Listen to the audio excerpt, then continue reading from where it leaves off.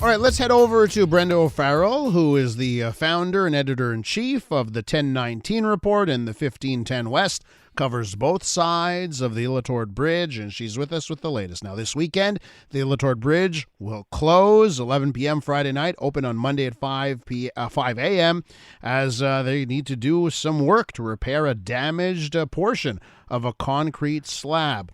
What lies ahead for the Ile-aux-Tourtes? Brenda, welcome back. Good morning, Elias. So what happened? So Monday at 5 a.m., what do we end up with? I think nobody really knows. And I think if you look at the sort of the track record, very few people at Transport Quebec know as well. They say one thing, they do something, and there's a new problem.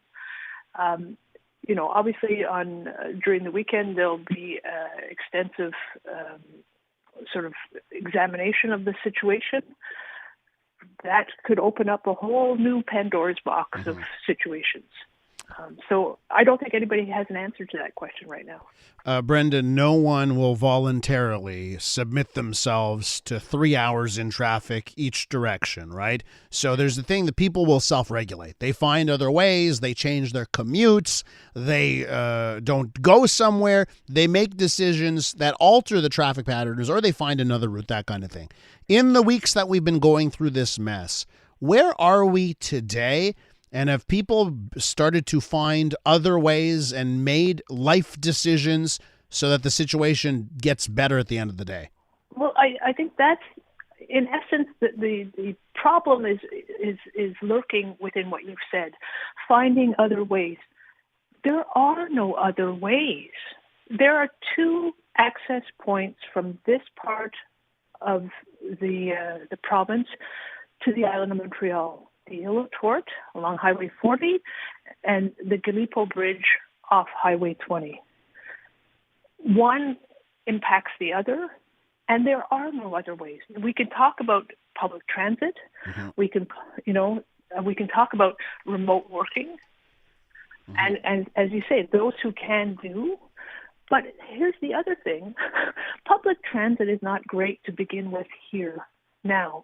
And yes, there might be adding more trains, but that does not even come close to addressing, well, how do you get to the trains?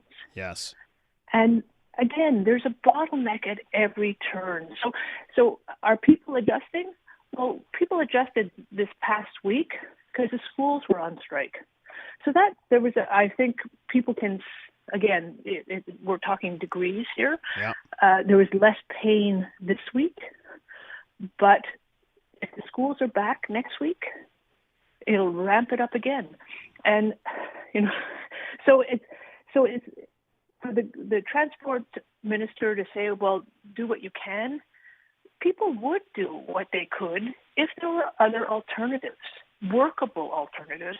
And that, I think, is the misunderstanding on the part of Transport Quebec. They don't get that point. Brenda, we had Rick Lechner, right, who's our CJ, the 800 traffic expert on the program.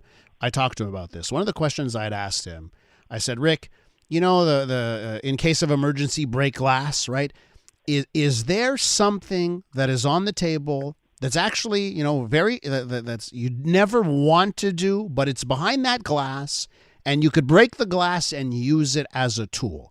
Brenda, is there something here, some tool, some mitigation factor, anything that is still being kept behind that glass, but that you believe the province should break in order to solve this or help this mess? Well, again, I don't think they have got to the point where they say this is a top priority. And evidence of that is they're saying, the first part of this bridge will be put into service by the end of 2026. And that's in their best case scenario. That can be expedited if there is a will to do it. And we're at that point. Let's break that glass. And while we're at it, because you go back to May of 2021, there was an emergency complete shutdown of the bridge. Why that didn't send off red alerts all over the place is beyond anyone in this area. Mm. You know, they should have seen that as a big flashing billboard that we need to up this on our priority list. It took a complete shutdown and it didn't work. Now we're in the situation that we're facing. Could we now bring it up higher? And to say that they're accelerating the delivery of the bridge. What was announced earlier this week by Geneviève Guilbeault was not a new announcement. Yeah, it was the same announcement again. It was the same announcement. And so have they broken the glass on, we're making this a priority? No, they haven't. And the other thing is, there's going to be years of pain. Mm-hmm. That is sinking in. God. And I'm just thinking, years of pain. I'm just thinking about all the afternoons, summertime afternoons, people just trying to get off or on the island over the next couple of years. Brenda, I have to ask you this at the 1019 report. I know you've been asking your readers to send you notes, to send you sentences and phrases, and probably you're getting paragraphs and more on how this is affecting their lives. What's come in, Brenda? What are you hearing? It is heart-wrenching. Because right now, it's being looked at by, it took me 3 hours or it took me 2.5 hours to get over the bridge. And it's like there's a finishing and an end point to that. And it seems temporary. But what we're getting now is digging down deep into, this is not a couple of hours delay in traffic that you get over it and you move on. This is a constant lifestyle changing event. Mm-hmm. We're hearing from people who are transferring jobs. We are hearing about people who are giving up jobs. We are hearing from people who are struggling because they're a divorced couple and they're trying to juggle. One lives on one side of the bridge and the other lives on the other. How do they even do that? How do you get kids to school? I think the patchwork that all these little stories are coming together to tell is forming into a quilt, if you will, mm-hmm. of just how this crisis is blanketing the people from all corners. And it's quite something. I spent the entire day yesterday just compiling them. And I continue to do it today. And I think what we're doing, Wednesday's issue coming out, I can say for sure, by far, it will be the biggest edition in this newspaper's history. Wow. Well, that's how important this story is, right?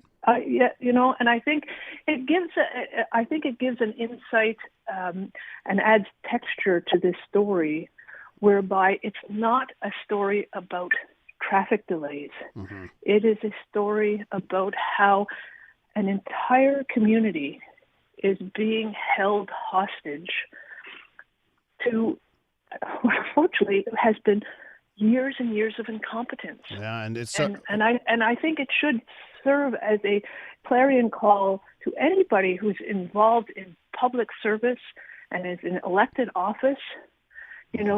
What you do and what you don't do really matters. Brenda, as before you even said that last line of yours, I got a text message from Joseph who says incompetent is the one word that comes to mind. We have to leave it there. Thanks so much, Brenda. Good to talk to you. That's Brenda O'Farrell from the 1019 Report.